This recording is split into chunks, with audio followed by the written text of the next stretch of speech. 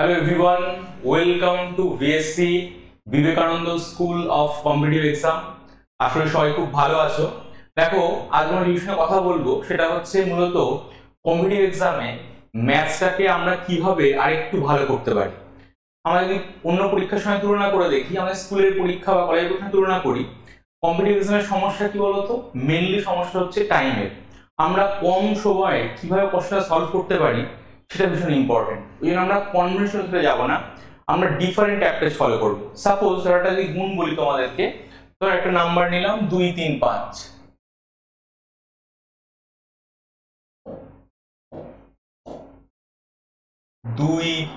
5, তার সঙ্গে ধরো গুণ করতে হবে 999, 999 দিয়ে গুণ করতে হবে।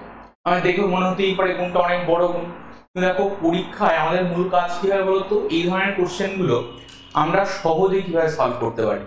দেখো, কোন নাম্বার যদি 9 দিয়ে গুণ করতে হয়, এখানে 3 ডিজিট নাম্বার, এটা 3 ডিজিট নাম্বার, যদি ইকুয়াল নাম্বার অফ সংখ্যা থাকে, দেখুন দুদিকেই 3টে করে সংখ্যা আছে, তাই না?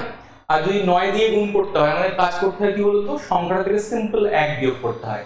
তাহলে 235 থেকে 1 বিয়োগ করলে কত হয়? 234। তারপর কি করব? এই 9 থেকে 2 বাদ দিলে হচ্ছে 7, 9 থেকে 3 বাদ দিলে হচ্ছে 6, আর 9 থেকে 4 বাদ দিলে হয় 5।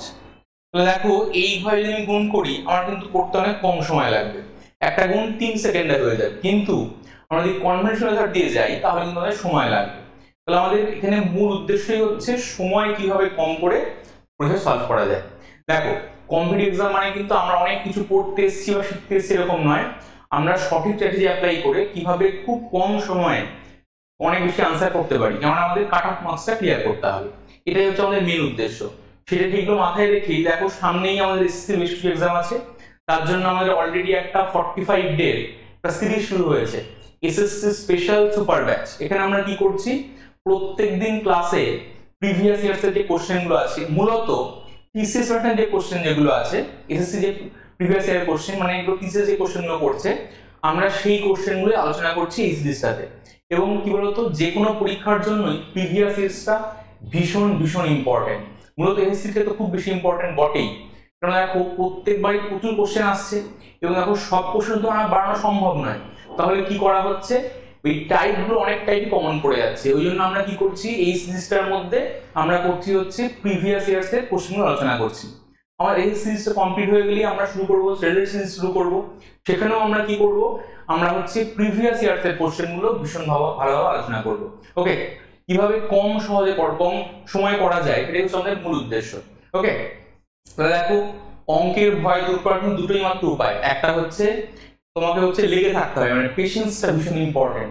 পেশেন্স ইম্পর্টেন্ট আর মেন্টালিটি ভীষণ ইম্পর্টেন্ট। তোমার যদি ভয় বা ভেলে হবে না, ভয় না পেয়ে যদি তোমরা রিগোরাস প্র্যাকটিস করে যাও এবং লেগে থাকো, অঙ্কে কোনো সমস্যা হবে না।